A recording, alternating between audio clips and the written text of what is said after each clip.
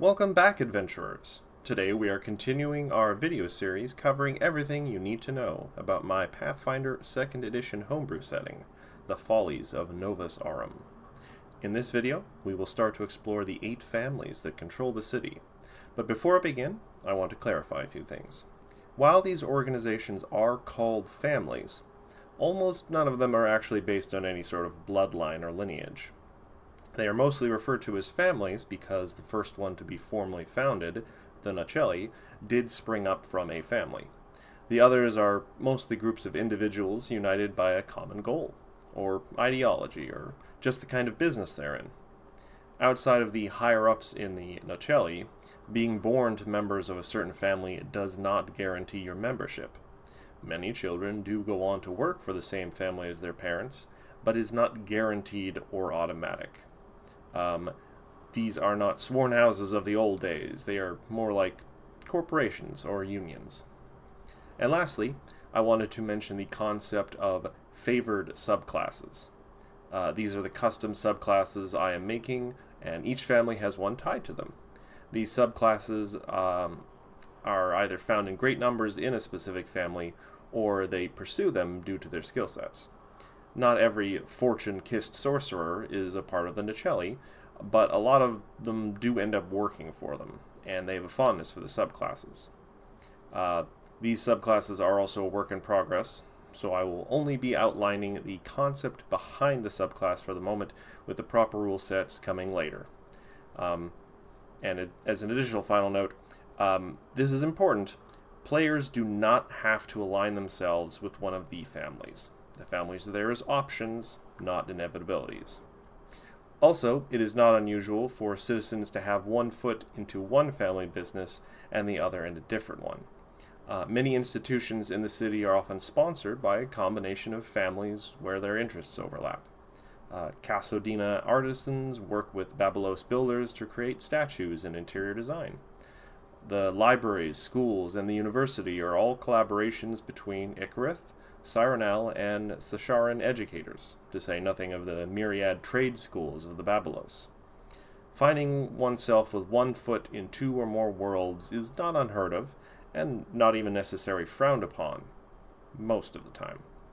You can work for a family without pledging your absolute loyalty to them. They're big. They are well aware also that many are just looking for a job or income. That being said, for those who are willing to show long-term exclusive commitment to a particular family, there are rewards aplenty. Loyalty is made of diamond, not gold, as the saying goes. But let's start discussing the 2 specific families this video will feature, the Nautchelli and the Babylos. The Nautchelli, sometimes referred to as the Wardens of the Docks by those hoping to curry favor, are the self-made, unofficial, aristocracy of Novus Aurum. They like to boast that they were first upon the shores, and this is accurate. Descendants of the fishermen who happened to be in nearby waters when the old city was destroyed, they were the first to be brave enough to come ashore to investigate the aftermath. They were also the first to find the elemental shards and brought them back to the mainland. Local scholars and alchemists were quick to shower them in gold to purchase these shards, and the family's fortunes changed overnight. Seeing great opportunity, the Nautchelli used their sudden wealth to quickly buy out as many other local ship crews as they could, and becoming a sailors' guild of sorts overnight. They decided there was far more profit to be made in cornering the market on access to the island than awkwardly sifting through the ruins themselves. They were sailors, after all. When the first rush happened, the swaths of people looking for passage to the island found the majority of the ships available belonged to the Nautchelli. Anyone wanting to make their fortune in the island ruins had to first add a little to the fortunes of the Nautchelli. And their involvement didn't just stop at ferrying people to the island. Once the initial research settlement was established, they made a lot of money in the early days selling fresh fish to the researchers and explorers on the island. Nothing was grown in the ruins, after all, and people will pay a lot for fresh food. In fairly short order, the original fishermen stepped back from operating the ships themselves and began to take in the bigger picture of what was developing around them, and what new opportunities they could take advantage of. They could see that interest in the ruined island could only grow, so they again made a calculated bet on the potential there. Before anyone else had even contemplated it, they invested in new, bigger docks, warehouses, and even the first inn. The Nautchelli wanted to get their hooks in the town, and they wanted to start yesterday. This early zeal, while appreciated by those on the island who benefited, also somewhat tipped the Nautchelli's hand, and others started to become wary of the former sailors and their ambitions. Years later, well after the establishment of Rubbleport, the Nautchelli made their move. All at once, they attempted to buy up enough businesses and property that, if successful, would have a majority of the island under their thumb. This is where their earlier eagerness came back to bite them. Labor groups, spearheaded by those who would go on to form the Bayblos family, had been quietly preparing for this day and rose up in mass protest. They moved immediately to put pressure on everyone in Rubbleport not already owned by the Nautchelli to resist the buyouts and remain independent. Not having anticipated resistance to their takeover, especially not resistance this organized and bellicose, the Nautchelli plan floundered and ultimately did not come to pass. Not that it humbled them at all, but it did teach them the value of planning and subtlety. The newly formed Bayblos family had also earned their ire, and this rivalry would fester for decades to come. By the time the city was renamed Novus Aurum, the Nautchelli were already incredibly wealthy and have remained so into the modern era.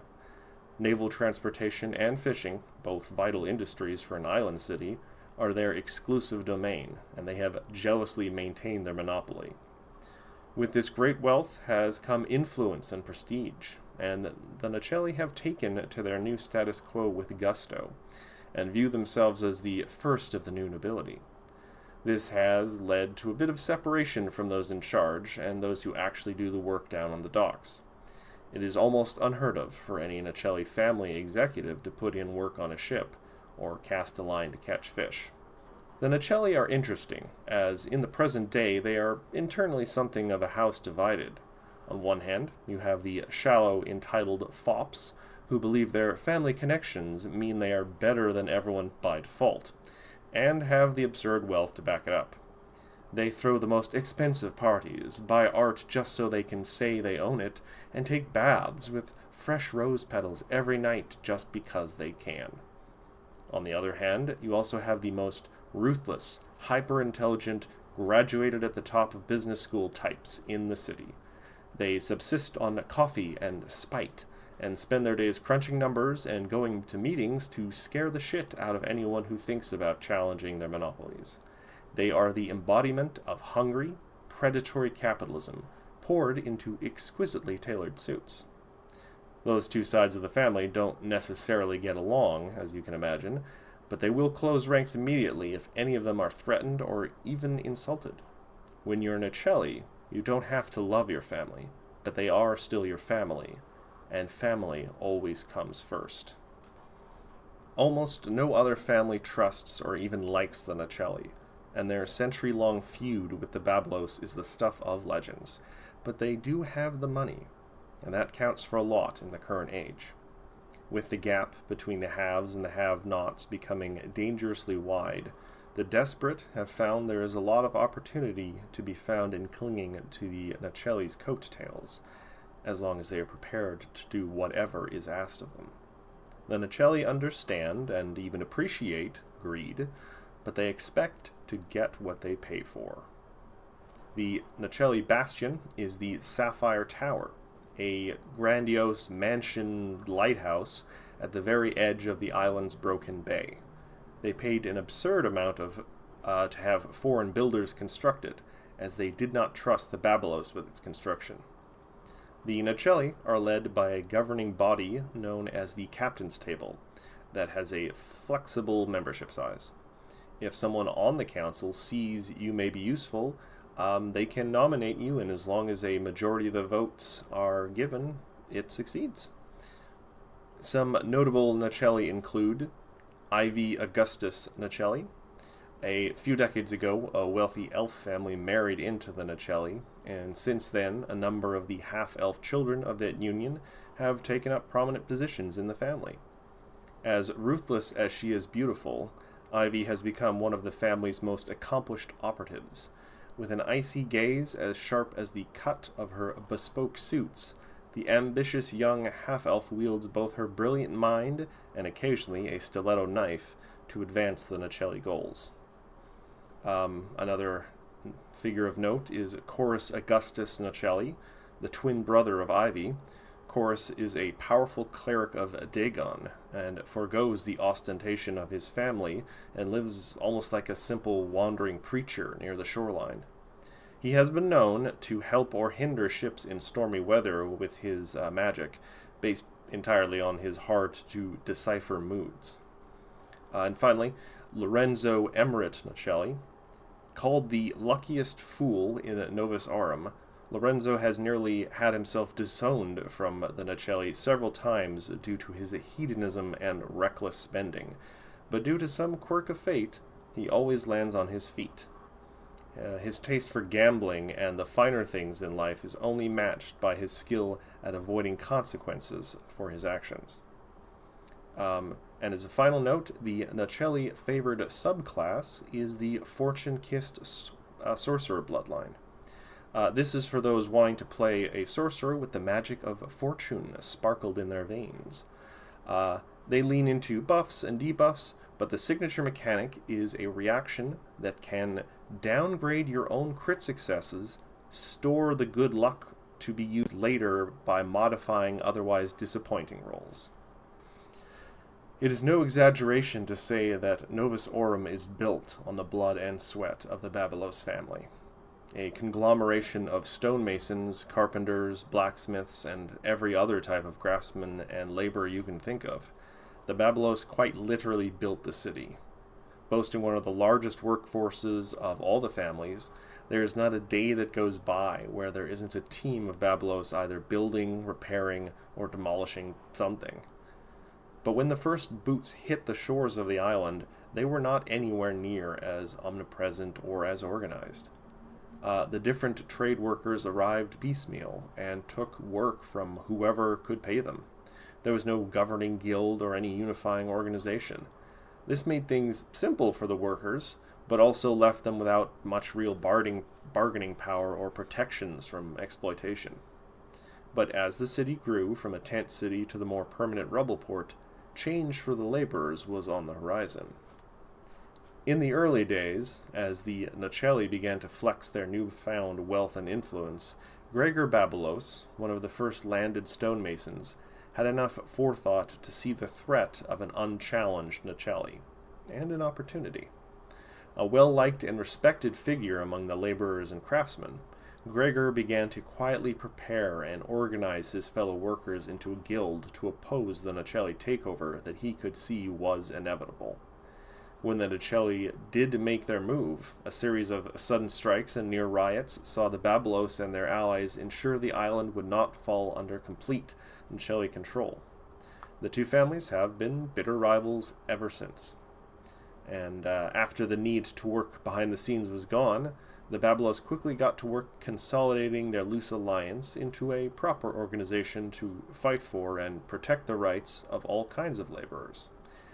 They created contracts for clients that ensured fair working conditions and began a mentorship program to help foster the creation of a better trained workforce across the board. There were a lot of benefits if you were willing to sign up with the Babylos. Of course, this meant paying dues and following their rules, but most workers simply saw this as an evolution of the work teams they had been a part of for a long time.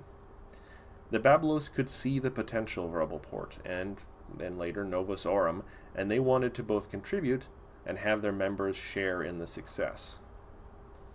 Even after nearly 200 years, in contrast to the Nautchelli, the Babylos have remained relatively down-to-earth, despite the wealth acquired through their decades of hard work. Even to this day, the highest-ranking members of the family can be found on site when new construction projects are underway. The Babylos value a strong work ethic and practical thinking, and disdain pomp and pretension. Respect from the Babylos is earned, not inherited or bought. Across the family, they favor decisive and direct action, almost to a fault. Deep down, they know they cannot match the schemes and politicking of the other families, especially their hereditary rivals, the Nautchelli. So they try to compensate by brashness and boldness, often believing advantage being found in seizing the initiative in any given situation. This has given them a not wholly undeserved reputation for recklessness. But this is somewhat offset by their strong bonds of loyalty.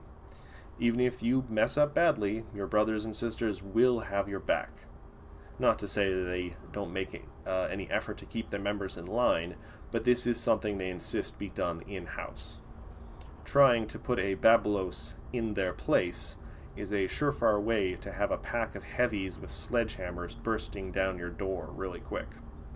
Kicking a Babylos pebble can cause an avalanche, so the saying goes. Unique amongst all the governing bodies of the families, they alone elect a single leader from amongst their association who directs family policy. They have faith that their leaders are taught the value of leadership that listens and heeds the concerns of their fellow workers. The Babylos Bastion is the Marble Lodge. The first meeting the Babylos held to begin organizing was in a ramshackle house without a proper roof. In the modern day, a beautiful, though not ostentatious, building of marble stands where the shack once did. Not that it is some serene place of quiet bureaucracy. The lobby and front steps see work crews coming and going at almost all times of day, with crew bosses shouting instructions to their teams as they depart. Some notable Babylos figures include Stone Boss Ghaarl, a feral orphan discovered sleeping in a Babylos construction site one morning, who then was adopted into the family and is now a well-loved crew boss and street brawler. Her loyalty to the family that took her in is unquestionable, and her fury in a fight is something to behold. There's head clerk Tourmaline, a bit of an anomaly in the hot-headed Babylos. Tourmaline is what could almost pass for the family's primary diplomat. If there is a tricky deal that needs to be worked out with one or more of the other families, Tourmaline is the one the Babylos send. They are known for their legendary patience and unflappability in the face of the endless bickering between the families. And finally, there's Earthspeaker Carinus. One of the oldest members of the family, Carinus has spent their long elf life learning to command and commune with stone and the earth. They have, over the decades, used their remarkable abilities to aid in the construction of some of the most impressive buildings in the city. In recent years, however, they have been spending an increasing amount of time below ground, investigating strange occurrences in the tunnels under the city. The Babylos' favorite subclass is the Oath of Unity Champion. They draw strength and power from their allies and the connections they share.